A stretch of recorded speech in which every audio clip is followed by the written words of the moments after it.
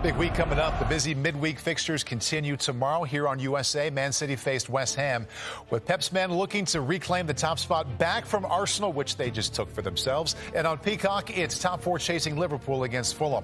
Then Thursday, Manchester United head to the South Coast, where they'll face a tough test against Brighton. Thanks for coming back inside the studio with us, Paul Burmeister, alongside Robbie Earle and Robbie Musto. So for the Gunners, it's one step at a time, but mission accomplished today. They win. They look good doing it. We talked a lot before the match, Robbie, about how do the Gunners get back on the winning track? How did they do it today? They did it with getting back to the basics for them, which is moving the ball very quickly, no drama defensively. Not that they were pushed and pressed too much from Chelsea, but the football was good. Some of the intricate passing was great. Odegaard getting into good spots, finishing opportunities. That we saw the patterns and the passing movements that we've been familiar with. And I think that's so important today to regain a little bit of confidence, a little bit of belief. And I think you said it, like that's step one done. There's two big steps. The next step is Sunday against Newcastle away. They win that game, then the remaining three are kind of winnable. That's what Arsenal are going to have to do. They're going to have to win out and hope that Man City chip up a couple of times. Yeah, the win was an absolute must, Robbie. Yeah. What part of it did you really like? The control. There was more of the Arsenal control of the football that we haven't seen over the last month. And certainly, you know, games they were up 2-0, they've let teams back. Teams who were down 2-0, they've struggled to get back in. And it was interesting. Today, the guy who controlled the game most for Arsenal was Jorginho, who's a former Chelsea player. Was deemed not good enough at Chelsea when they're buying all these new players. Yet the guy today was an important part of why they've won the game. And it's interesting, you go the other side of the coin with Aubameyang, who was an Arsenal forward, who was a star man at Arsenal. Arsenal have moved beyond Aubameyang. They're in a different place now. The team is so much better that we got results like we got. From Arsenal, from now to the end of the season, it's about no regrets and 90 points. And if they can get there, do you know what? Then they have to hold their hands up and say City have been better. Mikel Arteta made a number of changes to the lineup before the match. What specific credit do you give him today? I think a good amount of credit. Yeah, I think the changes worked out great. Quite honestly, even if the changes wouldn't have been made, Chelsea was so poor, particularly in the first half, they probably would have been OK anyway. But why not? I think Lee Dixon said about it, likes the changes. Yeah, you shake it up when things aren't going so well. So that worked out particularly well. And they're back on track, you know, and after the last few results, it was in some ways a little difficult to see them getting back on track. But the way that they played, with a few changes, you know, players coming out. The only concern was with Gabriel. Yeah. You know, we know they're missing Saliba as a central defender. That will be a bit of a concern. They need Gabriel to be fit for the weekend and Sunday. You kind of opened the door there for Chelsea. That's 6 consecutive losses. Yeah. Looking for some perspective on the depth of just how poor they were today and how poor they've been recently. I'm going to the point of probably in Premier League history, this is the worst Chelsea team I've seen. Chelsea have been in London the most successful club over the last 20+ years. Silverware continues to come, whatever's happened in terms of team or manager or changes. Today, this was unacceptable. And there's something that I always used to think when I used to play was like, there's a fear about my position and am I going to stay in the team and I've got to work hard.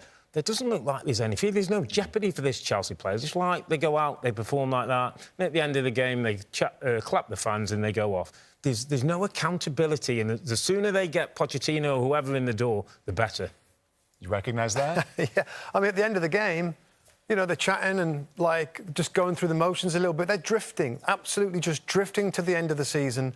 I mean, if it is going to be Mauricio Pochettino, what a difficult job to try and sift through who really wants to be there and wants to play. Noni Madueke, by the way, credit for him. Madueke, really, really bright, was unaffected by the malaise at Chelsea, did his work really well, was positive, worked back. He did great. Other than that, it was very disappointing. A credit for Arsenal to their captain, Martin Odegaard. He scored the first 2 goals of the game. Here are his post-match thoughts. Well, Martin, speaking to you before the match, there was a desire to give a proper Arsenal performance. Do you feel like you delivered what you wanted to? Yeah, I think so. I think especially the first half was brilliant. We came out and we showed a different spirit, different team to last time, basically. So yeah, I'm very happy with the first half, and then second half is a bit messy, I would say. But 3 points and a good win for us. So we needed this one to get back a bit. So was that City game on your mind then, going out there and putting that right? Yeah, of course. I think everyone was so hurt, after the game, and yeah, we used this anger and the disappointment to get into this game and really bounce back, and I thought we did that, especially in the first half. What caused the hurt? Obviously, partly it's giving them the initiative in the title race, but also did you feel like you just, going back to that first question, you weren't yourselves? Yeah, exactly. I think you can lose games, but the way we lost, and as you say, we didn't really play our game and we weren't ourselves. So I think that's the most painful, and that's why we wanted to show a different side today, and I think we all did that, so I'm very happy. You definitely did. Sometimes a team needs their captain. Was that a big part of your thinking? Don't look at anyone else. You're the skipper. Step up. Yeah, I just try to help the team, This year I've been scoring more goals, so of course very happy to help the team, and yeah, granted with 2 good balls there, so it's just to be in the right areas, and then it's easier. I was just going to say big credit to Granit. Is that training ground routine, and what are you thinking with your movements? Because for both of them really, from a Chelsea perspective, they probably think they've got you in a little duck inside and you've got yourself that yard. Yeah, I just try to be in the right areas. I think when the ball is on the left, it's a bit tricky sometimes when you have right-footed players, but as soon as I see Granit attack the space there, I know he's always going to put it in, so it's just about being there in the right areas and then try to hit the goal. First goal in particular give you a lot of satisfaction. It's a lovely finish. Yeah, it was a good finish, and I think we needed this goal, to really get the momentum of the game, and after this we controlled everything, so yeah, it was good. Why was the second half messy? I think we didn't keep the ball enough. They went a bit more direct, and yeah, after the duels we didn't keep the ball good enough, and then it's a bit chaotic, but in the end I win. Lastly, you're top again. Still there for you. Yeah, we have to fight, we have to keep going. We'll believe until the end, we'll fight until the end, and yeah, that's what we're going to do. We have to look for the next one, and we'll see what happens. Okay, well, you're player of the match. Thank you. Well played. Cheers. Thank you. Well done, Martin. Cheers. Peter Drury and Lee Dixon had the call today, guys. It's only been a couple of minutes since you wrapped up that call, but what will be your top takeaway from what turned out to be a dominant performance for the Gunners? It did, Paul. What struck me, Lee, was that maybe because of recent results, it wasn't quite as frenzied in here tonight. Maybe expectations come down a bit, and there was a sense of, let's just do our thing. And that's what you've been saying all evening. But Arsenal can only do their thing. Absolutely, and if you can go throughout the season just doing your thing and being calm about it, then you'd probably have a more successful season. But that's not what happens in this Premier League, because as you get near the golden chalice at the end, when you see the prize that you're going for, that's when you start to tighten up, and that's when outside pressures start to get to you, and that's what's happened to this team. It's a young side, and we have to be aware of that and say, okay, well, what happens next season? Who are you going to bring in? How are you going to build on what you've done this season?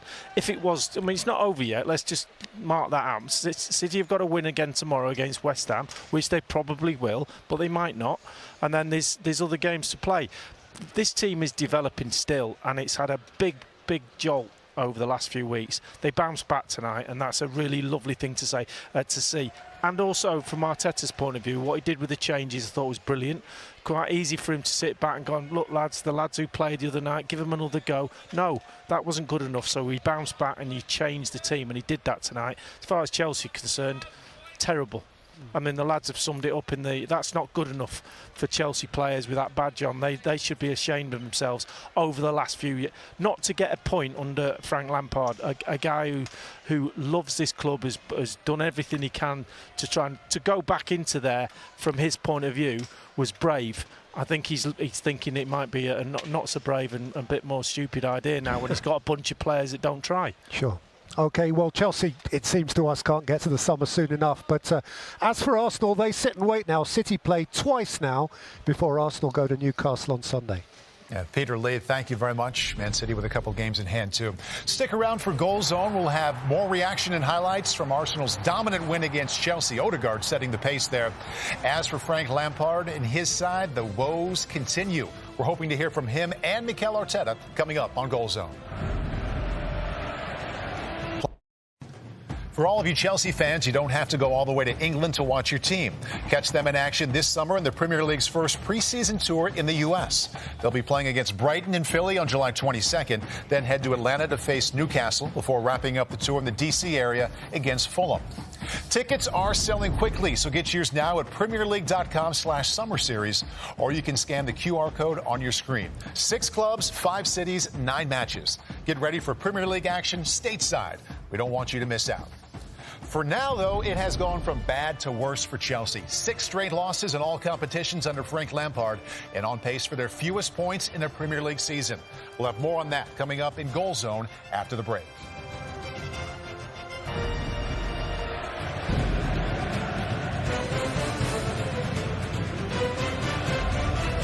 Well, it had been a while, specifically April 1st, since Arsenal tasted Premier League wins.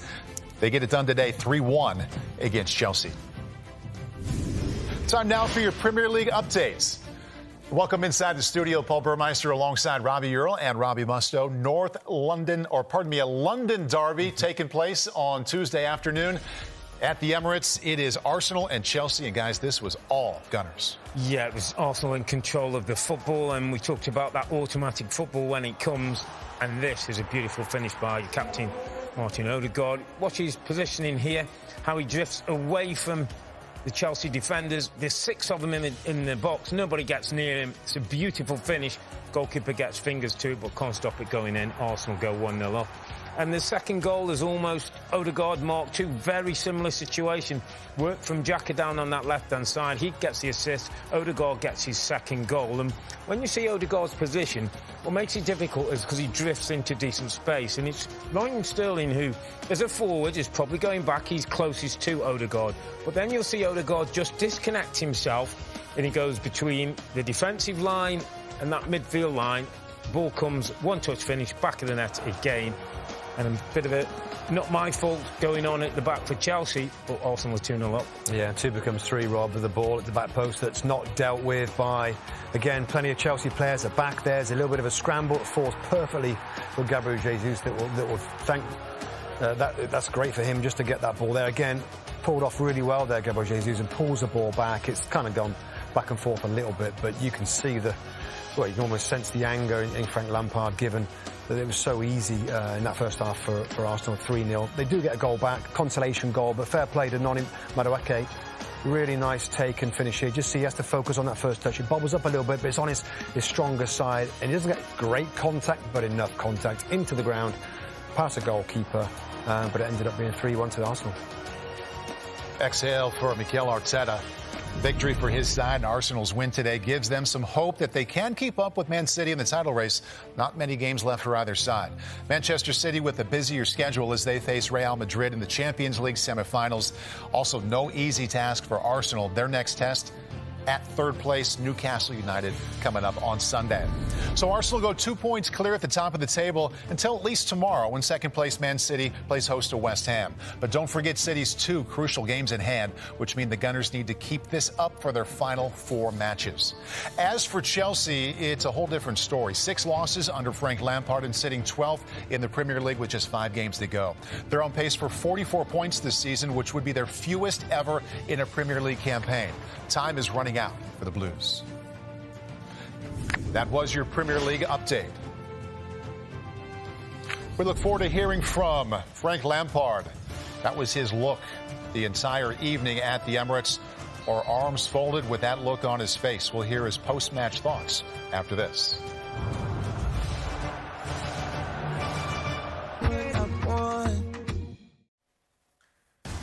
The Chrisleys would know a title charge from a relegation race, but the Chrisleys know funny. They know family, and they know how to bring the crazy. Chrisley Knows Best is next right here on USA. Chelsea loses 3-1 to Arsenal on Tuesday. Here is their manager, Frank Lampard. Well, Frank, better second half, but ultimately another tough night. What did you make of it? Yeah, performance first half nowhere near good enough. Too nice to play against in all aspects, too passive defensively. The lines weren't coming up, giving them the space they want. Too from position in possession, not playing balls over their press, second balls, all the things that make you a nice team to play against. We did.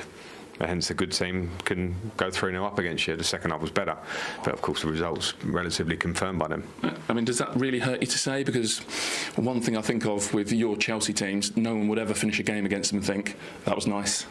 Oh, I don't know about my Chelsea teams. Like any Chelsea team, I suppose. Yeah, Chelsea's been a big success for 20 years or whatever it is in terms of domestically and with Champions Leagues. You know, but at the moment we're not in that position. And in the time I've been here, it's pretty evident and clear for me to see behind the scenes. And I say the training ground reasons why. The idea, as I say, if you're going to be a nice team to play against, we want to play short passes all the time and back on ourselves and not look up to play a forward pass, and at the top end of the pitch not have responsibility to hold and run behind and do some things that we did do in the second half, then it doesn't matter whether you come to Arsenal or anywhere in the Premier League. So, you know, those things maybe are not things to change overnight, but we better get there quickly because we've got another game coming at the weekend and the game's come. I think the default sometimes with supporters and from us in the media is when you see a first half like that, they're not trying hard enough, they don't care enough. Is that fair? Is that right? Well, the passive nature of our game, you could attribute it to many things, and I think that's the easy go-to. They don't care enough. The players certainly care, but when you are, and I hate to say this, low on confidence, because tonight I don't want to say the low on confidence thing too much, because you're playing for Chelsea, there's a level of performance you have to do, and you can be low on confidence but still show a dynamic side to your game where things might not go for you, but as a collective, you know, you're making contact off the ball with their good players, but making them feel hurried. We didn't, and all the things we spoke about before the game. So, you know, whatever. Maybe it doesn't even matter what the core reason is, because the only thing that will get you out of it is working hard and understanding the things to do. And at the minute, we're a team that's a little bit conditioned in a way, but makes it pretty nice to play against. And that's what a Chelsea team hasn't been in recent years, and that's what will have to change. Where does the gap between the two teams that we saw tonight, where does that come from? I don't know. It's maybe it was a different gap. It was the other way around for many years. And it's football, you know, we have to just understand it now and not think about the gap, think of ourselves and perform to a level, because, you know, I was asked a lot about the game, of the talent in the room, and all these things in the dressing room.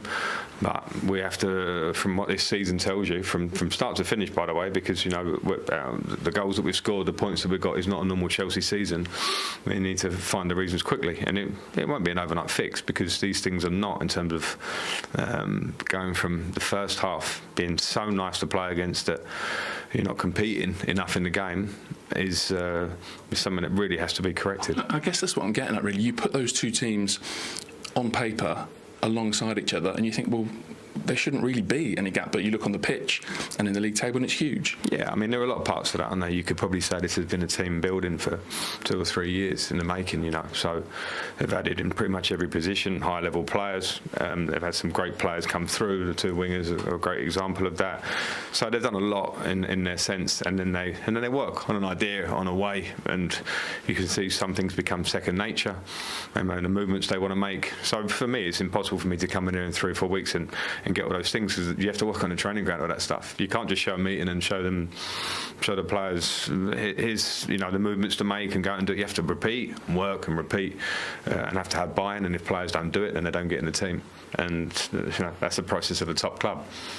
And 6 games in for you, do you feel almost like the more you search for answers, the further away you get? No, the main answers for me are pretty simple. So we have to do them better, the basics, and do them better, and then we'll get some progress. At the minute, we're not getting progress because the results tell you that. So it's clear tonight for me. But, you know, the first half was nowhere near good enough as a performance for the players that we got and where we want to be as Chelsea. But it's a reality, and, you know, that's sort of come into.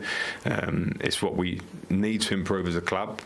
The idea of what we want to do and how aggressive we're going to be about it, because football moves quickly. We have to be aggressive about addressing what that first half looked like. I certainly, you know, spoke to the players about it, but it's actions, it's not words. Well, considering Chelsea's performance at the Emirates today, they lost 3-1. It was not even as competitive as 3-1 sounds, especially in the first half. In their recent history, Robbie, they've lost 6 in a row now. Yep. You both wanted to be sure to listen to what he had to say post-match. Well, first of all, I saw somebody that seems so deflated, so defeated, and in some ways probably internally disgusted at what he's seeing. My immediate thought is, talent's not enough. talent as a footballer or in a team is not enough.